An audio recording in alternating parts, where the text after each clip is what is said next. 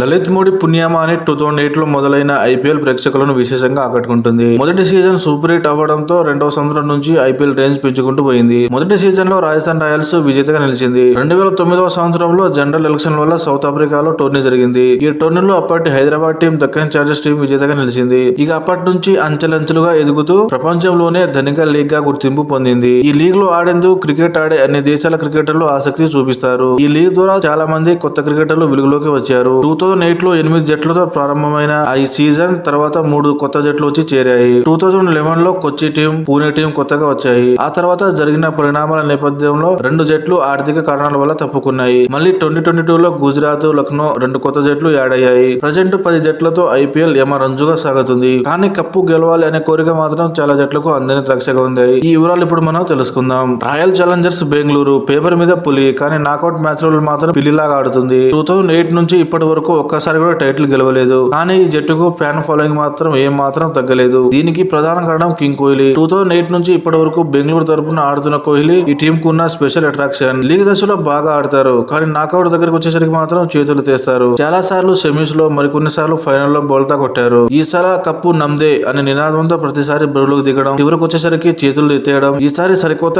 ఉత్సాహంతో బరిలోకి దిగుతుంది. Virat Kohli, Rajat Patidar, salt, living stone కీలకంగా మారే అవకాశం అయితే ఉంది. కింగ్స్ 11 పంజాబ్ తో మ్యాచ్ అంటే అన్ని జట్లు 2 పాయింట్లు వస్తాయని ఫిక్స్ అయిపోతాయి. 2008 లో సెమీ చేరిన జట్టు ఆ తర్వాత 2014 లో ఫైనల్ కి చేరింది. కానీ 2014 తర్వాత ఆట మరీ దిగజారిపోయింది. మధ్యలో పంజాబ్ కింగ్స్ అని పేరు మార్చారు. అయినా కూడా తర్వాత మాత్రం మారలేదు. ప్రతిసారి కెప్టెన్ మార్చడం వల్ల ఆటగాళ్లలో సమన్వయం లోపించింది. సరైన ఆటగాళ్లను ఎంపిక చేసుకోకపోవడం కూడా ఒక కారణంగా చెప్పవచ్చు. ఈసారి సరికొత్త కెప్టెన్ కోచ్ తో బరిలోకి దిగుతుంది. కెప్టెన్ శ్రేయస్ అయ్యర్, సోయినిస్, ఇంగ్లీష్, శశాంక్ సింగ్ వంటి ఆటగాళ్లు కీలకంగా మారే అవకాశం ఉంది. ఈసారైనా వారి ఆశలు నెరవేరుతుందో లేదో ఎదురు చూడాలి. ఢిల్లీ డేర్ డెవిల్స్ జట్టు పేరులోనే డేర్ ఉంది తప్ప ఆటలో డేర్ లేదనిపిస్తుంది. 2008 లో డాషింగ్ బ్యాట్స్మెన్ సెహ్వాగ్ కెప్టెన్ గా బరిలోకి దిగిన జట్టు సెమీఫైనల్ వరకు వెళ్ళింది. అదేవిధంగా 2009-12 లో కూడా సెమీఫైనల్ కి అర్హత సాధించింది. కానీ ఆ తర్వాత కథ అడ్డం తిరిగింది. జట్టులో సమన్వయం లోపించింది. జట్టులో అందరూ హిట్టర్లు ఉన్నా కూడా కప్పు గెలవలేకపోయింది. 2020 సీజన్ లో ఫైనల్ వరకు చేరిన జట్టు ముంబై చేతిలో పరాజయం పాలైంది. ఢిల్లీ డేర్ డెవిల్స్ పేరును కాస్త ఢిల్లీ క్యాపిటల్స్ గా మార్చారు. అయినా కూడా తలరాత మారడం లేదు. ఈసారి సరికొత్త ఉత్సాహంతో బరిలోకి దిగుతుంది.